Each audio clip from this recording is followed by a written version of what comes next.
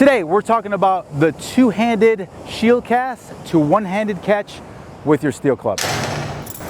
What's going on, guys? Carlos here. I've been working on this new movement pattern and been incorporating it into my workouts recently, and I want to share it with you guys.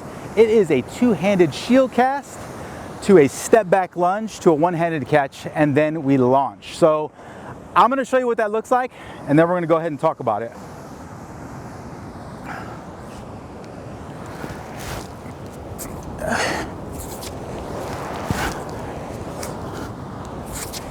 I'm going to show you what this looks like on one side,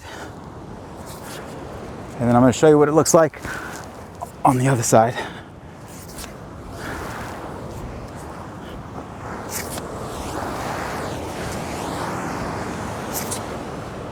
All right, guys, so this is a weight that I found that you could really build up to something heavy, to a weight that's really challenging for you.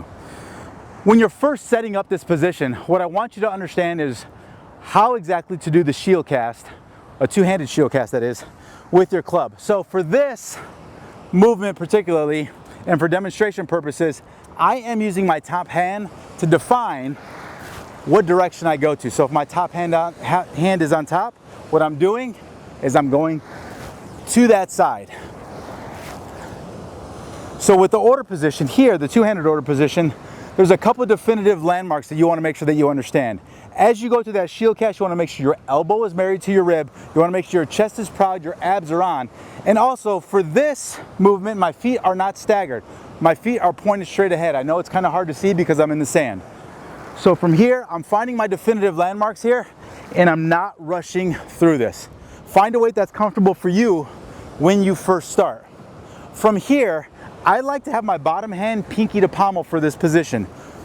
Whatever hand is on bottom is going to determine what leg goes back. And once I demonstrate this, you're going to understand why. So I go through my shield cast, I find my landmark here, and then what I'm going to do is I'm going to step back with the side hand. This hand here that's on bottom is going to be the same leg that goes back. So as you can see now, the importance of your pinky determines on what leg goes back, because it just makes that launch position a lot easier. So for example, if I were to do that and have my right leg go back, it involves a little bit more rotation. It's not bad, but once the club starts to get heavier, this starts to become a little bit dangerous. You need to be careful. So for now, we're just going same side because it keeps the majority of this weight close to the center of your body, where you have a lot much more control and you have less chances to get injured. As you progress in this movement pattern, you can start exploring with what direction or what side leg you want to go back into that lunge. So when you're first practicing and you're first going through all of your definitive landmarks for this, what it's going to be is understanding the order position here, right? Get two in, step back. From here, go ahead and get a shield cast in, because what I want you to do is on your next one, you're going to catch the muzzle of that club and you're going to come back. From here, you're going to launch it back up, catch that muzzle of the club, and then come back up. From here, we're going to step back up. We can do two, step back, do two, and on the second one, we're going to catch. See how I catch it there? I go back into this launch position, and then I step up. One, two,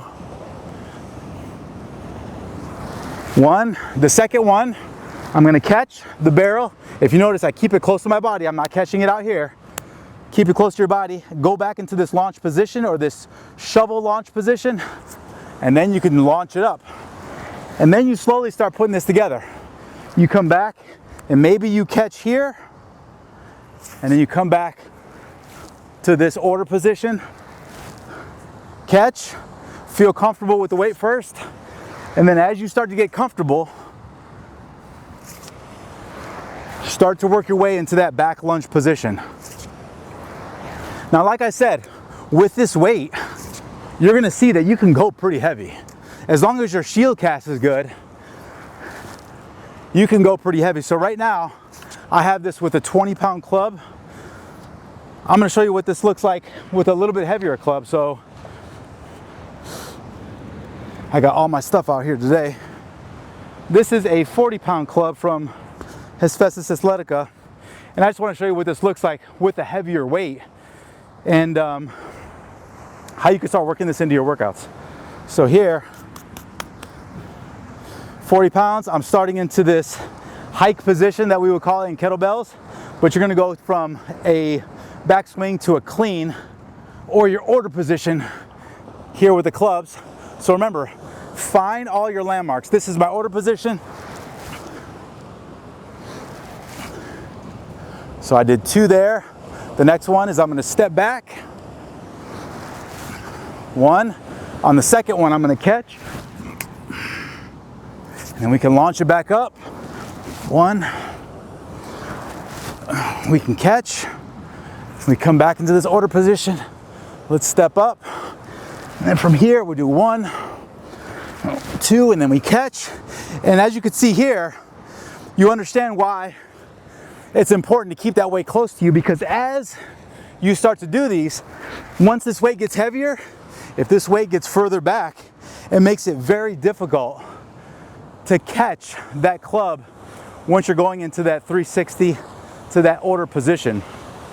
All right guys, so I'm gonna demonstrate this with a heavier weight, and like I said, you can get pretty heavy with this. This is a 50-pound club from Hephaestus Athletica. Oh. This is where it's important to find your definitive landmarks. 1, 2, and then look, I'm gonna catch, right? So we're going through all of the same definitive landmarks and coaching cues that we talked about. So from here, we can go back. Oh.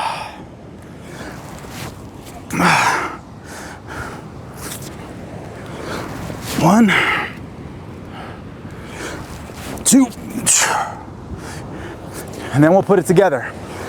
1, 2, we'll catch, step back, and launch.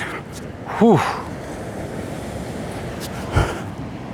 50 pounds is a lot of weight for me, but as you can see, you can really start getting heavier with some of this weight. Guys, that is the two-handed shield cast with a step back lunge and a launch. And look at this morning.